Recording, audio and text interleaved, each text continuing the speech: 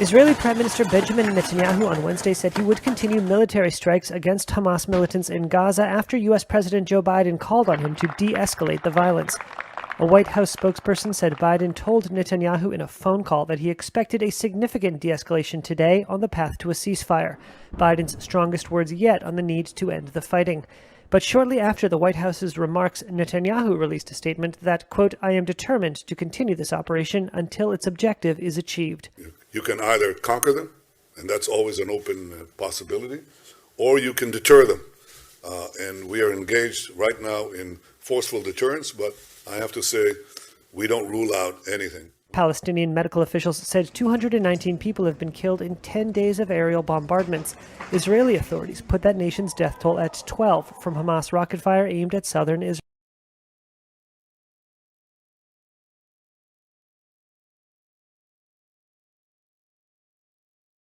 Clashes have broken out between Moroccan security forces and people attempting to reach European territory by swimming around border fences.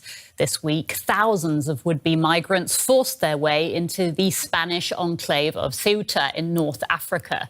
Morocco appeared to have loosened its border controls with the territory following a diplomatic dispute with Spain, but security has now been stepped up. Desperation just outside of Ceuta. Would-be migrants scuffle with Moroccan security forces, pushing them back. They were blocking the border of the Spanish enclave. As day turned to night, clashes broke out. Police eventually managed to regain control and disperse the crowds of mostly young men.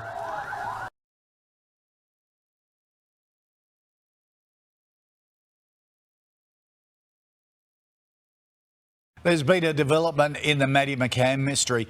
UK media are reporting that police have uncovered new evidence which could link the prime suspect, Christian Bruckner, to the area Maddie went missing from. Maddie's parents have never lost hope she's still alive, recently marking her 18th birthday. She's become one of the most recognisable faces on earth. Madeleine McCann, the 3-year-old who vanished without a trace from a holiday apartment in Praia de Luz, Portugal. The mystery has plagued the family and detectives for 14 painstaking years, but the case could be on the brink of a breakthrough. There are reports prosecutors have obtained phone records which could shed light on the movements of prime suspect Christian Bruckner at the time Maddie went missing. The German national is currently serving a 7-year jail sentence for the rape of a 72-year-old woman in Praia de Luz in 2005.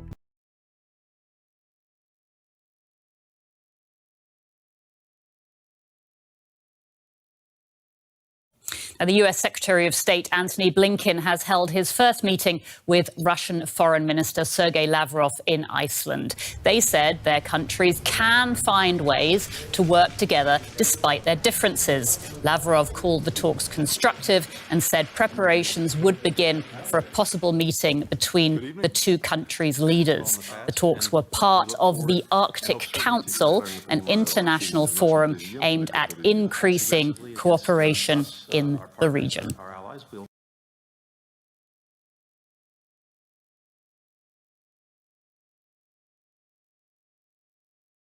If it were a spy novel, I think it would start with a man calling himself David Benjamin showing up at a refugee center 2017 saying he's a fruit seller from Syria of Christian French-speaking descent, and that's why he doesn't speak good Arabic. He has darkened his face with his mother's makeup and darkened his beard, and the German authorities during the big refugee crisis when around 1 million Syrians and Iraqis were allowed into the country give him a stipend, they give him lodging, and they take his fingerprints. And then the next chapter in this story is the life of the accused, the lieutenant in the German army who has risen through the ranks, studied at Sandhurst, the command college in the United Kingdom, at Saint-Cyr in France, who is a golden boy of sorts, who raises some eyebrows when he writes a thesis about the great replacement, the danger of Western civilization, but the authorities turn a blind eye.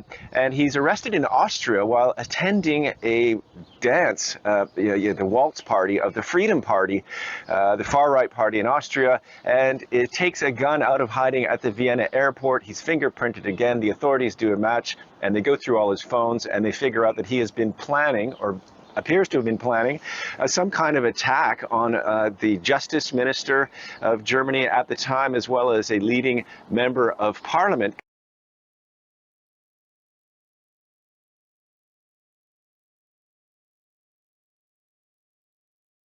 Tonight, parts of the Gulf Coast bracing for more flash flooding and the threat of tornadoes. This after a powerful overnight storm took many by surprise, killing up to 4 people and leading to hundreds of rescues, including this baby rescued in the rain. In Baton Rouge, rescuers worked around the clock. Residents trapped in homes and apartment buildings, reachable only by boat. A driver drowning under this overpass. Lake Charles, Louisiana also slammed with rain, a 100-year rain event for a city still recovering from back-to-back hurricanes last year.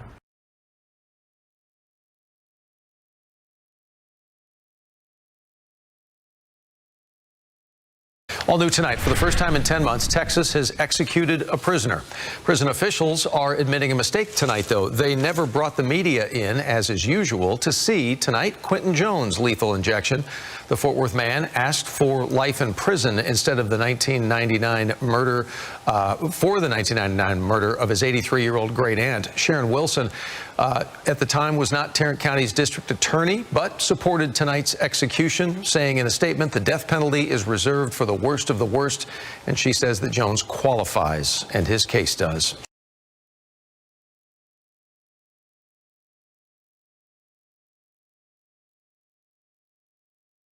Counting the cost, 14 months after COVID hit our shores and skies. The pandemic will have cost us at least $16 billion since the start of 2020. Qantas is now forecasting a loss of at least $2 billion this financial year. That's on top of last year's $2.7 billion nosedive.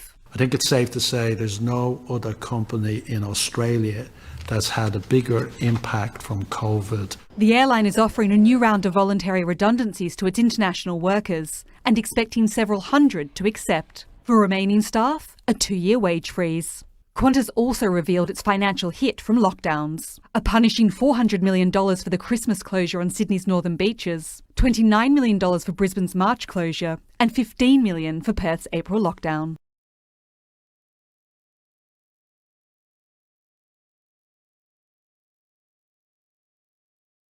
In this video being shared widely on social media, a farmer in Kolar in Karnataka was seen throwing his tomato produce on the roadside as he was reportedly not getting the right price for his produce. As per the journalist Imran Khan, who shared the video, the farmers say they are getting ₹2 for 15 kilos of produce. The farmers say that the price does not even cover the transport cost. According to reports, vegetables that were being sold at a minimum of ₹20 per kilogram over the last few months have dropped sharply and are now selling at under ₹10 per kilogram. Tomatoes, for example, that were being sold at ₹15 per kg have now crashed to under ₹4 per kg. Just when farmers were hoping to recover last year's losses after a bumper yield, they are being forced to destroy their crops primarily due to COVID-imposed restrictions.